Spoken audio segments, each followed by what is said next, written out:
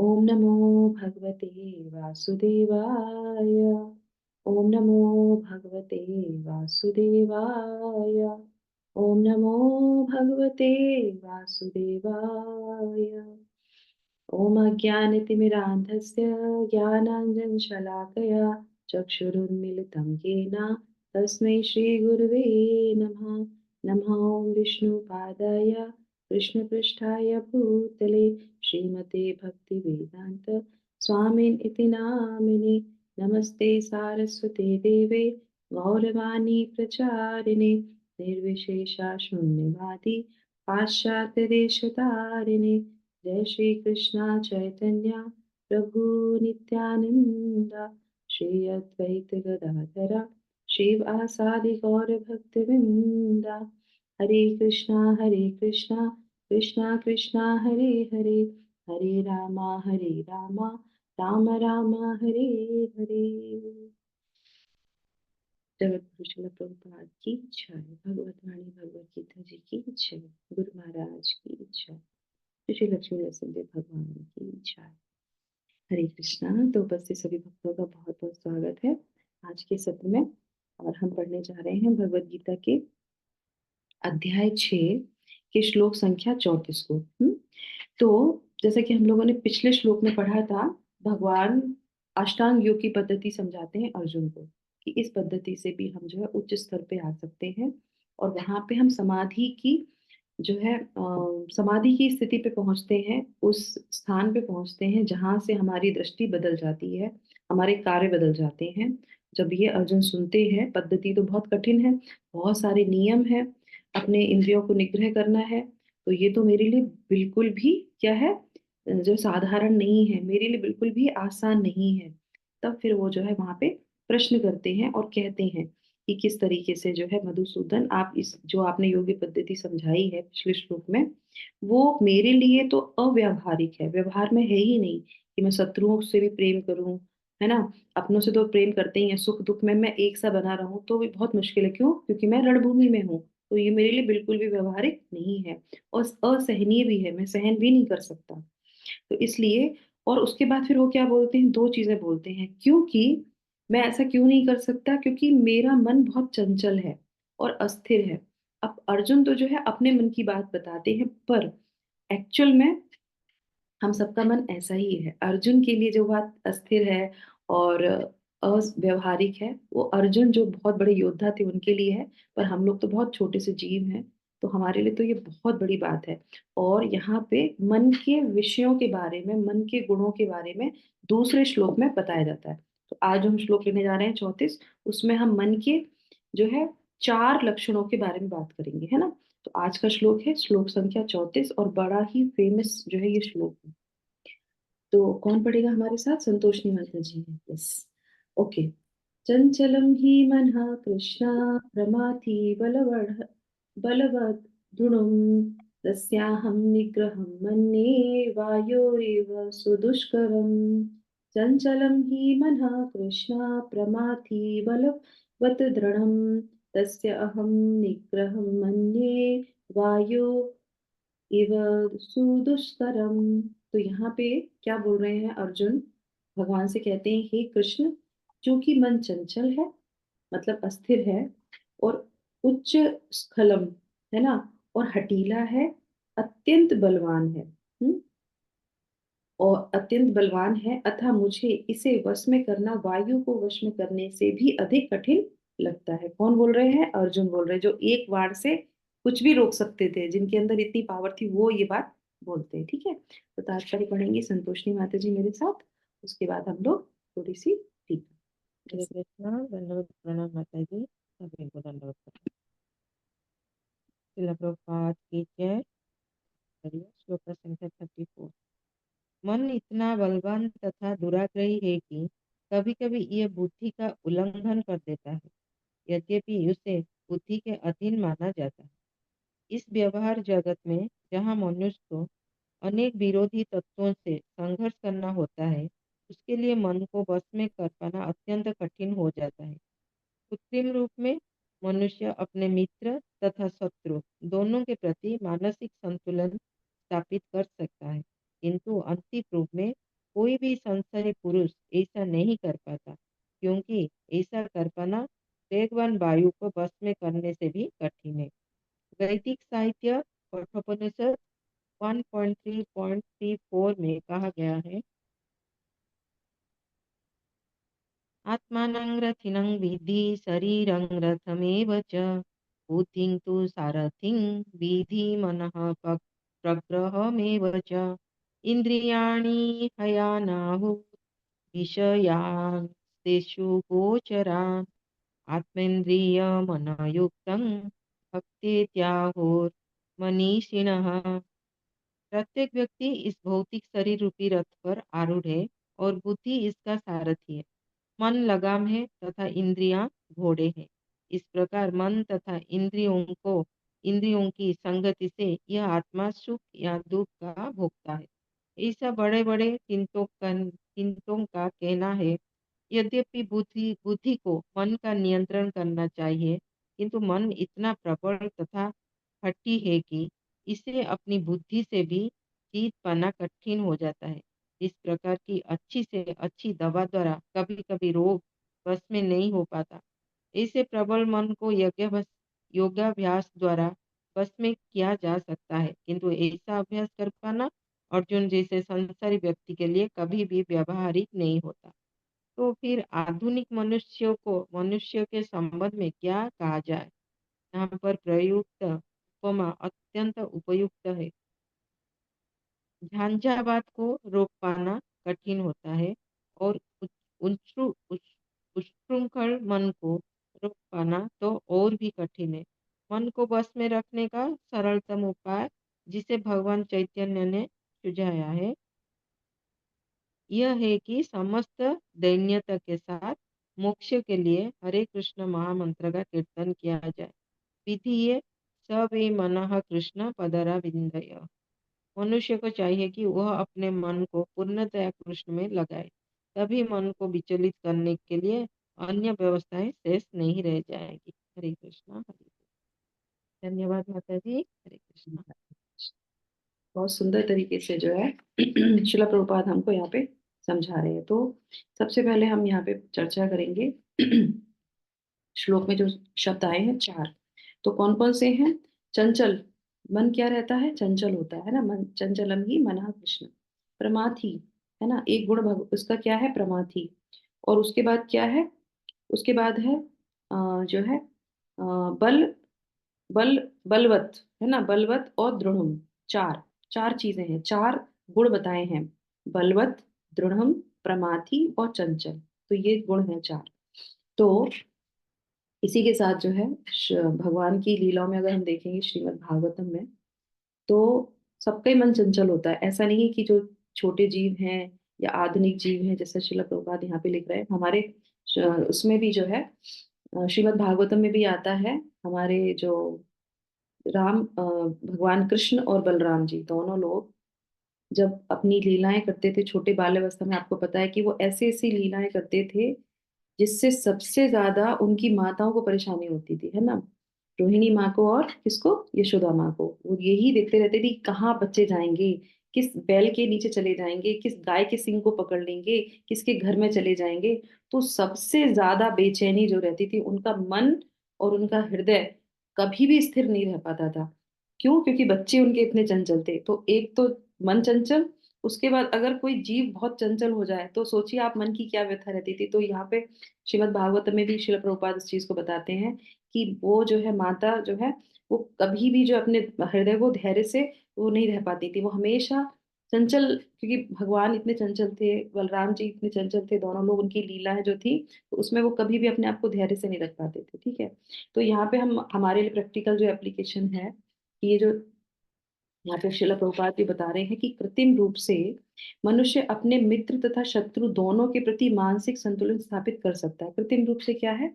बाहरी रूप से, है ना। जैसे अभी हम लोग क्लास कर रहे हैं, तो अभी आप सब लोग जो है शांति से बैठे हैं, और कृत्रिम रूप से, बाहरी रूप से कि हाँ सब बढ़िया, क्योंकि सुबह का सात्विक समय है हमारा, तो इसलिए हम उतना, हमारा मन इधर उधर नहीं भटक रहा है। इसीलिए बोलते हैं कि सुबह के समय में जब हम जपा करते हैं तो हमारा मन थोड़ा स्थिर रहता है। उसके बाद क्या होता है? जैसे रजोगुण बढ़ने लगता है, समय जैसे बढ़ने लगता है, संसार की चीजें क्या होने लगती है, चलने फिरने लगती हैं, तो हमारा मन बहुत जल्दी इधर-उधर चीज़ों में भागता है। और जिसका मन सुबह के समय में भी अगर जपा में नहीं लग रहा, तो आप सोचिए कि उसका पास्ट समय जो है कितना जो पिछला वाला जो दिन था उसने कितना क्या-क्या चीज़ें की होंगी जिसका इम्पैक्ट उसको सुबह भी पड़ रहा है। एक पूरी रात की नींद लेने के बाद भी सुबह उठ के अगर वो भगवान के नाम के में ध्यान नहीं लगा पा रहा है या भगवत गीता में ध्यान नहीं लगा पा रहा है, तो इसका मतलब क्या है कि वो पिछले दिन में क्या-क्या चीज़ें ऐसी की और हम तो रोज़ ही ऐसी करते हैं। रोज़ ही अपनी जॉब के लिए बाहर जाते हैं। तो कृत्रिम रूप से तो हम कर सकते हैं ऐसा कि बाहर से दिखाएँगे हम सही हैं, हमें कोई परेशानी नहीं है। पर यहाँ पे बात किसकी आ रही है? मन की आ रही है। तो मन इतना चंचल है कि उसको अंदर से वो हमेशा विचलित रहता है। जैसे मान लीजिए हम लोग अभी सत्र में हैं, भगवत गीता पढ़ रहे हैं, फिर भी हमारा मन कहीं न कहीं इधर-उधर भटक गया, इधर कहीं इधर मन चला गया, कभी उधर मन चला गया। तो इस तरीके से वो अंदर की बात है जिसको कंट्रोल करना वायु को रोकने के बराबर बताया गया है ना? अब इसके लिए आते हैं कि ये जो अगर मन किसी का स्थिर होता है तो उसमें सबसे ज़्यादा नुकसान क्या होता है? आप बताइए? अगर मान लीजिए हम सब लोग को ये बात पता हो गई कि मन तो चंचल है, पहला गुण और अगर वो अस्थिर रहता है, तो उसमें नुकसान क्या है? हो गया कोई बात नहीं, इधर जा रहा है, उधर जाना जाने दो, कोई बात नहीं, बाहर से तो नहीं पता चल रहा है। पर उसमें हमारा नुकसान है या नहीं है? और है तो क्या नुकसान होगा? बताइए, कौन बताना चाहेगा? हरे कृष्ण। माता कंसंट्रेट नहीं कर पाते हैं। कॉन्संट्रेट नहीं कर पाते, वेरी नाइस, यस और? ठीक है, तो देखिए, अभी सब लोग का कॉन्संट्रेट है या नहीं है?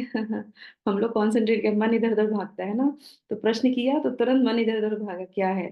तो देखिए क्या होता है कि हमारा जो जीवन का पर्पज़ है, लक्ष्य है और हर पल में, हर घड़ी में और हर कार्य में हमारा एक पर्पज़ होता है ना? सुबह उठे, तो हमारा पर्पज़ क्या है? सुबह उठ के भगवान के नाम का जप करना। उसके बाद हमको आधे घंटे के लिए भगवत गीता पढ़ना। तो हमारा एक पर्पज़ है, हमारा एक लक्ष्य है, छोटे-छोटे लक्ष्य हैं, छोटे-छोटे गोल हैं। अगर मन हमारा वहाँ पे स्थिर नहीं है, तो क्या होगा? वो जो गोल है हमारा, वहाँ से हमारा मन हट जाएगा और हम उसको अचीव नहीं कर पाएँगे। जैसे हमने आधे घंटे के लिए भगवत गीता का लक्ष्य रखा है, अगर इस आधे घंटे में हमारा मन नहीं लगा भगवत गीता में, तो क्या हुआ? हमारा तो व्यर्थ चला गया आधा घंटा, है ना? क्योंकि हमने उस पे पूरा अपना 100% नहीं दे पाया। इसी तरीके से जब हम जपा करते हैं सुबह, तो क्या हो गया? वो आधा घंटा, 1 घंटा, 2 घंटा जो हम जपा कर रहे हैं, उसमें हमारा मन नहीं लगा, इधर-उधर चला गया, तो क्या हुआ? हमने अपने लक्ष्य को अचीव नहीं कर पाया। आज के दिन में सुबह के टाइम पे ब्रह्म मुहूर्त में हमने आधे घंटे अपना मन नहीं लगा पाया। तो इस तरीके से हमारा जो लक्ष्य है वो हमको नहीं मिलता है। ये तो बात छोटी-सी है, आध्यात्मिक है, पर सांसारिक रूप से जब हम बाहर निकलते हैं, हमारे लिए प्रतिदिन हमारा क्या है कुरुक्षेत्र है। जैसे हम ब बाहर निकलते हैं और उसमें हमारा मन जब नहीं लगता है, तो सोचिए हम कितनी सारी चीज़ों को छोड़ देते हैं और आप देखिएगा अब हम आगे बढ़ेंगे तो उसमें और चीज़ें हमारी निकल के आएँगी। तो ये हमारा हो गया इसको, तो अब हम इसको रोक कैसे पा सकते हैं? उपाय क्या है? एक के साथ उपाय भी सुनते चलेंगे। उपाय क्या है मन को कंट्रोल करने का? आप देखिएगा, जब हम कोई यज्ञ, पूजा, हवन कराते हैं तो एक विधि बताई जाती है। मैंने ये टॉपिक पहले भी लिया था, जब हम लोगों ने मूढ़ा के बारे में अ, बात की थी। आप लोगों को मेरी आवाज़ तो आ रही है ना? कहीं कोई डिस्टर्बेंस तो नहीं है? हाँ माता जी, डिफरेंस है थोड़ा, कट कट के आ रहा थोड़ा-सा है। था लेकिन अभी ठीक हाँ। लग रहा है। क्या हाँ, क्योंकि मैंने चेंज किया जगह तो शायद ओके। तो इसमें क्या है, उपाय क्या है? उपाय ये है कि हम संकल्प लेते हैं अगर किसी चीज़ का, तो हमारा मन वहाँ पे रुकता है। हम मन को संकल्प के द्वारा स्थिर करते हैं। जैसे कि आप देखिए कोई हवन होता है, तो उसमें क्या कहते हैं, पहले उसको संकल्प दिलाते हैं। अक्षत रखेंगे और कुछ पैसे रखेंगे, जल रखेंगे, पुष्प रखेंगे और फिर संकल्प लेते हैं कि इस स्थान पे, इस जगह पे हम इतनी देर बैठ के ये हवन करने जा रहे हैं या इस पूजा के लिए हम संकल्प ले रहे हैं या हम लोग जैसे हम लोगों ने कार्तिक में संकल्प लिया था। संकल्प क्या है? अपने मन को सं संकल्प से क्या होता है? अपने मन को हम केंद्रित कर लेते हैं कि अब हमने संकल्प लिया है और अब तुम्हें यहाँ से जाना नहीं है। तो मन स्वतः ही स्वतः ही वहाँ पे आ जाता है कि नहीं हमने संकल्प लिया। उसको बार-बार वो ट्रिक करता है कि नहीं संकल्प लिया है, इसे छोड़ना नहीं है। नॉर्मल चीज़ नहीं है, संकल्प के साथ हम लोग कर रहे हैं, इसको करना ही करना है। तो ये मन को कंट्रोल करने के लिए क्या होता है? संकल्प। तो ये है विकल्प मन को क्या करने का? जो है रोकने का। तो संकल्प लेके हम उस चीज़ को पूरा कर पाते हैं। तो जब आपको लगे कि मन इधर-उधर भटक रहा है, नहीं रुक रहा है, तो संकल्प ले लीजिए कि नहीं, ऐसा-ऐसा 5 दिन के लिए, 2 दिन के लिए देखिए आपने 11 दिन की लोग प्रदक्षिणा लेते हैं, 21 दिन की प्रदक्षिणा लेते हैं, वो कैसे कर पाते हैं? संकल्प लेने से वो पूरा कार्य कर पाते हैं। नॉर्मल भी जाके 11 दिन तक आप कहीं जाके प्रदक्षिणा कर सकते हैं ना, लोग लेते हैं ना, मंदिर जाना है जैसे नया साल है या कुछ इस तरह, तो इसीलिए अब नया साल आने वाला है तो हम लोग क्या करते हैं, संकल्प ले लेते हैं, छोटे छोटे संकल्प, और जिससे कि हम पूरे साल उस चीज को कर पाए। तो ये मन को जो है रोकने का एक बहुत अच्छा विकल्प है। ठीक है, अब आ जाते हैं दूसरी चीज पे। ठीक है, अब आ जाते हैं प्रमाथी पे, है ना। तो प्रमाथी के लिए जो है, प्रमाथी, अब प्रमाथी में क्या है, प्रमाथी का मतलब क्या होता है? प्रमाथी का सब मतलब होता है, यहाँ पे क्या लिखा है, विचलित करने वाला या शुद्ध करने वाला। विचलित करने वाला, शुद्ध करने वाला, क्या? एक ऐसी तृष्णा, तुच्छ, तुच्छ तृष्णा, मतलब ऐसी डिजायर जो बहुत निम्न होती है और जो आपको शुद्ध ही करेगी छोटी छोटी चीजों के लिए, वो उसको बोलते हैं प्रमाथी, है ना। शुद्ध करने वाला, और आपको जो है, और ये क्या है ये, और आजकल आप देखिएगा कि हम हमारे जीवन में हम लोग बहुत छोटी छोटी चीजों के लिए जो बहुत निम्न है उसके लिए ही प्रमाथी करते हैं, है ना। तुच्छ आसक्ति होती है ना। और इसको, एक होता है कि मथा, मथा मतलब मूर्ख, है ना, मैड, और एक होता है परमथा मतलब पूरी तरीके से मैड। तो ये पूरी तरीके से मैड में आ जाता है प्रमाथी वाला लक्षण, तुच्छ आसक्ति होती है ना। अब इसके लिए होती है, अब आप छोटा सा एग्जाम्पल मैं आपको यहाँ पे देती हूँ, या आप लोग भी बता सकते हैं, कोई ऐसी चीज हो हमारे जीवन में जो बहुत तुच्छ हो और हम उसके लिए हर एक चीज छोड़ने को तैयार हो जाते हैं। आप बताइए, कोई ऐसी चीजें होती है हमारे जीवन में जिसके लिए हम ध्यान ही नहीं रखते कि हम किसके लिए बहुत सारी चीजों को छोड़ रहे हैं? बताइए, कोई भी बता दीजिए अपने जीवन में, व्यवहारिक में ऐसी कोई चीज हो, तुच्छ चीज हो, बहुत बड़ी चीज नहीं है पर उसके लिए हम बड़ी से बड़ी चीजों को छोड़ देते हैं। मैं, मेरे पास बहुत अच्छा एग्जाम्पल है, और शायद हम लोग कहीं ना कहीं उसमें कभी ना कभी आए होंगे। ज्यादातर प्रभु जी लोग ज्यादा उसमें आसक्त रहते हैं। आप बताइए कौन सी चीज है? माताओं के लिए भी होता है। ये आवाज आ रही है आप लोगों को? हरे कृष्ण।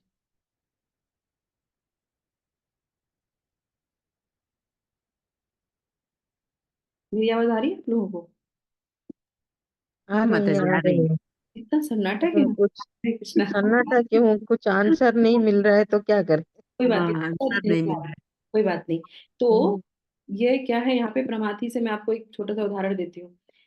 जैसे एक, अब तो हम लोग कृष्णा कॉन्शियस में आ गए हैं, जब कृष्णा कॉन्शियस में जो लोग नहीं होते हैं या टीवी से जिनकी इतनी आसक्ति होती है, तो आप देखेंगे कोई भी कितना भी जरूरी काम हो माताओं का, कि एक नाटक के पीछे, एक चित्र के पीछे इतना ज्यादा वो प्रमाथी हो जाते हैं कि वो बड़े से बड़ी चीजों को छोड़ देते हैं। करेक्ट।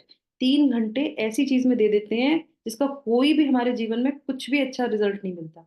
इसी तरीके से प्रभु जी लोग, कोई कोई माता जी भी होती हैं, क्रिकेट एक ऐसी खेलने की वो चीज होती है जो टीवी पे आती है, आप देखिए पूरे देश में हल्ला होता है कि इंडिया पाकिस्तान का क्रिकेट मैच है, वो क्रिकेट ही मैच है और कुछ नहीं है उसमें। अब उसमें देखना, जॉब से छुट्टी लेंगे, घर से छुट्टी लेंगे, कहीं दोस्तों के साथ जाएंगे, पढ़ाई हो, कॉलेज हो, कुकिंग हो, या कोई इंपॉर्टेंट काम हो, सब को शांत करके क्या करते हैं, क्रिकेट देखने बैठ जाते हैं। 3 घंटे 4 घंटे, ना उससे कोई लेना ना देना। तो ये क्या है, तुच्छ आसक्ति है। अच्छा लग रहा है, हम इंडिया को सपोर्ट कर रहे हैं, और हम उसमें 3 घंटे 2 घंटे जो भी हो, रात के 12 बजे तक उसके बाद पटाखे भी जलाते हैं। इसका कुछ भी लेना देना नहीं है हमारे जीवन से, हमें उससे कुछ भी अच्छा नहीं मिलने वाला। पर वो हमारी ऐसी आसक्ति होती है जिसपे हम ध्यान ही नहीं देते कि हम क्या क्या चीजें छोड़ रहे हैं इसके लिए, है ना। अगर यही बात बोल दे कि 3 घंटे जाके मंदिर में आप कीर्तन कराइए, तो नहीं करेंगे, जो कि हमारे आत्मा के लिए क्या है, भोजन है, पर उसके लिए नहीं करेंगे। क्यों? क्योंकि हमने अपने जीवन को ऐसा बना लेते हैं, हम लोग उस प्रमाथी में इतना डूब जाते हैं। आप लोग एग्री करते हैं इस बात से? प्रैक्टिकल है ये वाला, है? नहीं यहाँ कृष्णा कॉन्शियस में आने के बाद क्या हो रहा है, ऐसे तो नहीं हो रहा है। नहीं नहीं, वही मैंने बोला, कृष्णा कॉन्शियस हाँ नहीं, उससे पहले तो हाँ, यही वाला पहले पहले तो हाँ था ही, सब पहले काम खत्म करके बैठ जाते थे इधर। पहले यही होता था। अभी हम अभी बात नहीं कर रहे, हम पहले भी नहीं बैठते थे, पर वही वाली बात है कि जो लोग बैठते हैं वो ऐसे ही बैठते हैं। ये तो मैंने एक छोटा सा उदाहरण दिया, पर ऐसे हमारे जीवन में बहुत सारी चीजें होती हैं। इसीलिए चलो शास्त्र से एक उदाहरण ले लेते हैं, अजामिल। अजामिल क्या थे? अजामिल जो है शास्त्र पढ़ते थे, बहुत ज्ञानी थे, सारे नियम पालन करते थे, 4 रेगुलेटरी प्रिंसिपल्स भी करते थे, उनको बहुत ज्ञान था, ज्ञानवान थे, बुद्धिमान थे, सब कुछ था। पर क्या हुआ, छोटी सी चीज में आसक्ति हो गई। एक वेश्या को देखने के बाद उनके मन में क्या हुआ, विचार आया और उसके बाद उन्होंने ऐसा नहीं कि एकदम से जो है वो लिप्त हो गए उस आसक्ति, नहीं, उन्होंने कोशिश की कि शास्त्र अनुसार उस पर कंट्रोल करें। उसके बाद उन्होंने अपनी बुद्धि से जो है कोशिश की कि मैं उसमें नहीं जाना चाहिए, पता होने के बाद भी कि नहीं हमें नहीं जाना चाहिए, और फिर भी वो जो इसमें लिप्त हो गए, वो रोक ही नहीं पाए अपनी इंद्रियों को, अपने मन को, और अपने जो है ये प्रमाथी जो ये आया उनके अंदर वेग, उसको वो रोक ही नहीं पाए।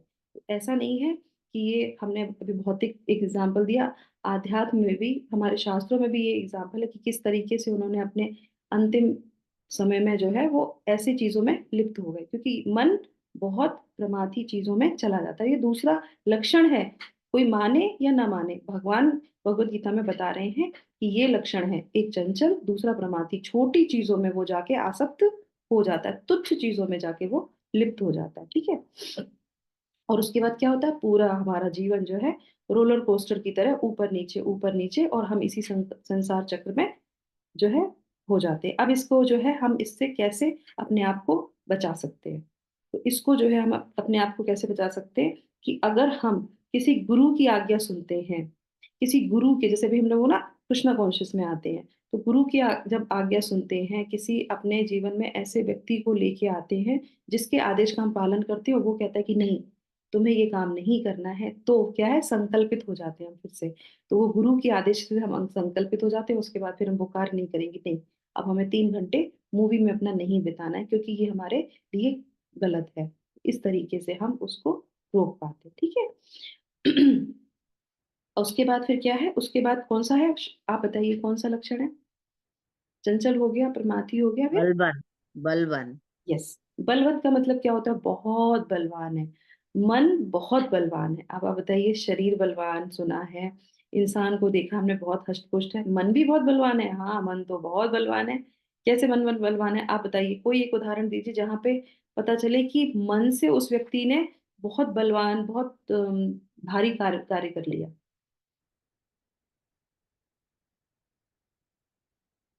बड़ी सी बड़ी चीजों को पकड़ लिया, रोक लिया, कर लिया। हम्म। आजकल एक चलता है ना यूट्यूब पे भी, और बहुत कुछ होता है कि माइंड रीडिंग कर लेते हैं। माइंड रीडिंग कैसे कर लेते हैं, किसी के चरित्र को कैसे समझ लेते हैं, मन को कैसे समझ लेते हैं, एक आर्ट है। तो मन जो है, हमारा मस्तिष्क जो है, और वो इतना बलवान है कि वो किसी के भी मन में क्या चल रहा है उसको भी पढ़ लेता है ना, एक कला है, उसको सीख लेता है इंसान, और उससे वो सब कुछ बता सकता है, और उसके बाद फिर क्या, वो फेमस हो जाएगा, क्योंकि उसको सब कुछ पता है, उसका क्या चल रहा है आपके मन में वो भी बता सकते हैं। तो मन इतना बलवान है। दूसरी बात है, पावरफुल कितना होता है।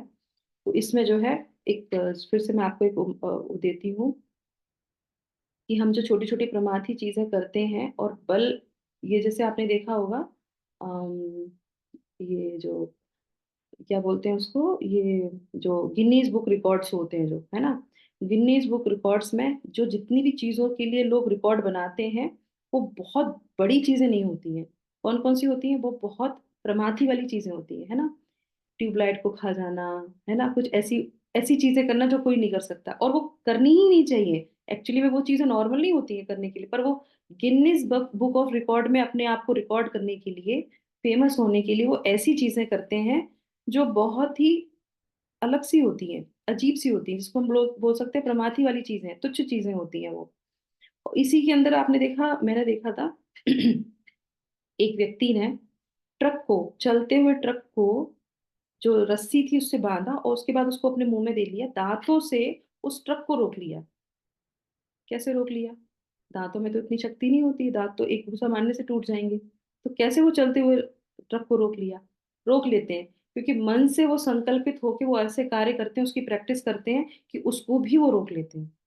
तो इस तरीके से बहुत सी चीजें, तो मन हमारा बहुत जो है कंट्रोल है। अगर हम किसी डॉक्टर के पास जाएंगे, तो वो पहले कहेंगे, पहले आप ये बात कंफर्म कर लीजिए कि आप ये दवाई लेंगे आप ठीक हो जाएंगे, है ना, होम्योपैथिक के पास जाएंगे, ये भी जाएंगे, कहेंगे पहले आप संकल्प कर लीजिए अपने आप को कि ये दवाई खाने से आप ठीक हो जाएंगे। जब आप ये बात दृढ़ कर लेंगे, तो आप ठीक हो जाएंगे, क्योंकि मन बहुत बलवान होता है अगर वो निर्धारित कर ले। और ऐसा हमारे शरीर के साथ भी होता है, अगर हमारे कहीं पेन है, दर्द है, और हम उसको बार बार कहते हैं कि नहीं आप ठीक हो जाएंगे, नहीं आप ठीक हो जाएंगे, तो सच में ठीक होने लगते हैं। एक महिला थी जिसको जो है रोग था, और कैंसर का रोग था, ये सच्ची घटना है। और उसके बाद जो है डॉक्टर से वो उनके घर वाले मिलते हैं, उनको बताते हैं कि ऐसे ऐसे है, और उसकी जो है वो कुछ पर्टिकुलर एक कैंसर का रोग था जिसकी दवाई बनी नहीं थी। तो जब बात की तो उन्होंने कहा कि कैसे बताएंगे, तो उनको माता को जब बताया तो ये नहीं बताया गया था दवाई नहीं है। हाँ, बता दिया था कि इसकी जो है दवाई अभी मिली नहीं है, तो रिसर्च चल रही है पर अभी तक नहीं आई है, जब तक क्या पता तब तक आपके पास उतना जीवन रहे नहीं रहे क्या। तो वो चलती तो वो भी खोजबीन करती रही, ऐसे करके बाहर की बात है, बाहर थी वो महिला। उसके बाद उसने एक रिपोर्ट देखी जिसमें कुछ जो है साइंटिस्ट उसकी खोज कर रहे थे दवाई की। तो वो जो है डॉक्टर के पास जाती है और कहती है कि ये देखो ये अभी खोज हुई है, तो ये दवाई है, इसमें ये वाली आप दवाई मंगा दीजिए और इसके उपयोग से ये हमारा रोग जो ठीक हो जाएगा। तो वो कह रहे हैं ये तो बहुत महंगी पड़ेगी, सिर्फ आपके लिए मंगानी पड़ेगी। तो बोले जितना भी पैसा लगे आप मंगा दीजिए ये दवाई और ये मुझे देना शुरू कर दीजिए, और इससे जरूर मैं ठीक हो जाऊंगी। तो वो कहते हैं कि ठीक है हम प्रयास करेंगे। तो फिर वो जो है अपना खोजबीन करते हैं और वो फिर कहते हैं कि ये इतनी इतनी महंगी पड़ रही है, आप देने को तैयार है? वो कह रहे हैं हाँ, मैं पैसा देने को तैयार हूँ। और उसके बाद वो उसके लिए दवाई मंगाई जाती है और उसको फिर वो जो कोर्स होता है उसको दिया जाता है। तो कंटिन्यू उसको बुलाते थे और उसको वो दवाई डोज देते थे और उसको ऐसे करते करते 3 महीने उसके साथ वो प्रयोग किया गया। और उसके बाद वो महिला ठीक हो गई। और जब ठीक हो गई तो वो बहुत प्रसन्न हुई और सब स्टाफ बहुत प्रसन्न हुआ जब उनकी रिपोर्ट आई। वो हुआ फिर वो जो डॉक्टर थे वो ये बोले कि अब मैं आपको बताता हूँ असलियत में क्या हुआ था, कि हमने ऐसी कोई भी दवा नहीं मंगाई थी क्योंकि ये दवा हमको उपलब्ध नहीं थी, पर हम ये चाहते थे कि आपको हम कैसे भी शांति में रखें 3 महीने ही सही, और जो भी पैसा आप हमें देंगे वो हम आपको रिटर्न कर देंगे। उसकी जगह हम आपको नॉर्मल जो है स्लाइम दे रहे थे, और उस वो आपके बॉडी में ग्लूकोज या कुछ भी आपको दे रहे थे, कोई भी ऐसी दवा नहीं दी गई। पर अचंभित बात ये थी कि आप ठीक हो गई। तो ये कैसे हुआ? क्योंकि मन में उसने ये धारण कर लिया था कि इस दवाई से मैं ठीक हो रही हूँ, और वो ठीक हो गई। तो इस तरह कहते हैं कि मन जो है बहुत बलशाली होता है, अगर हम उसको चाहें तो हम एक गुण से और गुणों को हम दबा सकते हैं। तो ये है मन के बलशाली होने का एक बहुत अच्छा गुण। ठीक है, उसके बाद क्या है, इसको हम सही जगह लगा सकते हैं ना। तो चौथा गुण क्या है? चौथा गुण क्या है? दृढ़म, दृढ़। दृढ़ाग्रही। दृढ़ मतलब क्या ना, हठीला है, बहुत जिद्दी है। तो यहाँ पे क्या है कि जितने भी जो भी हमारे गुण हैं उनको क्या करना चाहिए, उनको ऐसी जगह लगाना चाहिए जो हमें कार्य करने चाहिए, मतलब पॉजिटिव चीजों में। अगर हम अपने मन को दृढ़ लगाएंगे, क्योंकि हठीला है, एक बार जिद कर ली तो करेगा ही करेगा, है ना। तो इस तरह से मन को पॉजिटिव चीजों में लगाना चाहिए, नेगेटिव चीजों से बाहर निकालना चाहिए, तो इस तरीके से वो पूरा हो सकता है ना। तो इसी तरह से कठोपनिषद में, अब यहाँ पे मैं आपको एक बहुत अच्छा सा जो है उदाहरण देती हूँ श्रीमद् भागवतम से। यस, तो मैं आपको अपना शेयर करती हूँ स्क्रीन।